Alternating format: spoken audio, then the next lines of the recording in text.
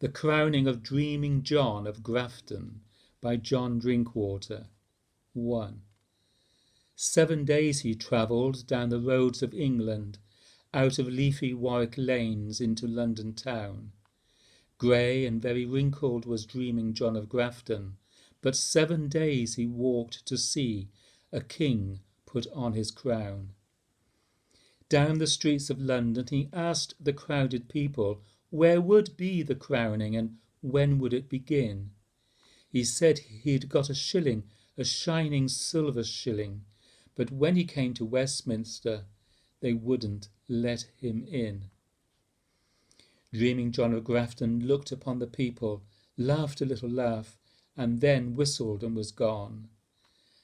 Out along the long roads, the twisting roads of England, back into the Warwick lanes, wandered Dreaming John.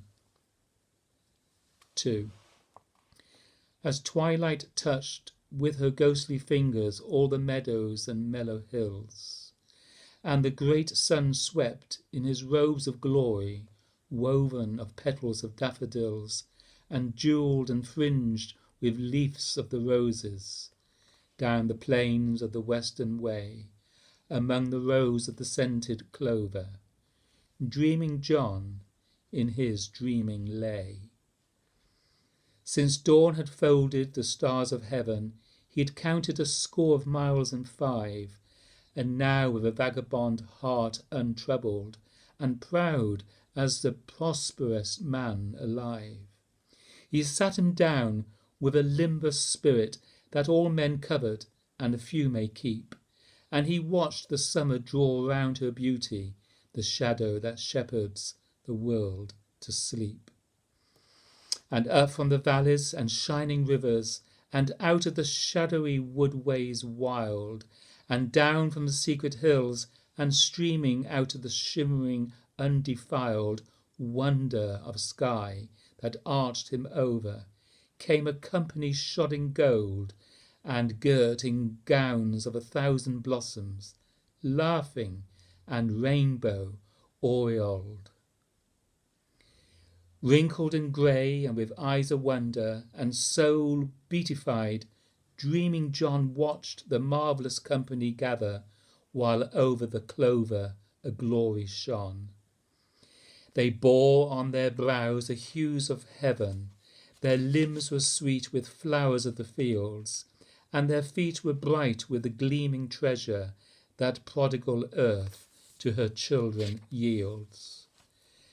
They stood before him, and John was laughing as they were laughing.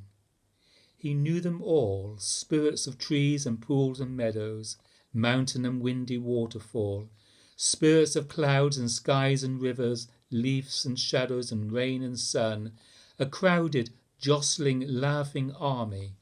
A Dreaming John knew every one. Among them then was a sound of singing and chiming music as one came down the level rows of the scented clover, bearing aloft a flashing crown.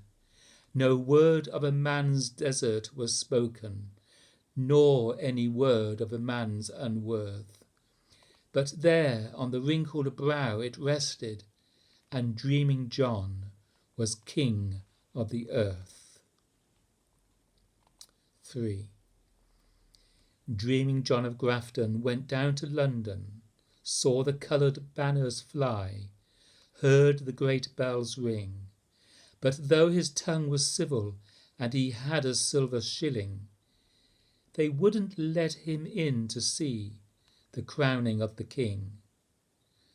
So back along the long roads, the leafy roads of England, Dreaming John went carolling, travelling alone, and in a summer evening, among the scented clover, he held before a shouting throng a crowning of his own.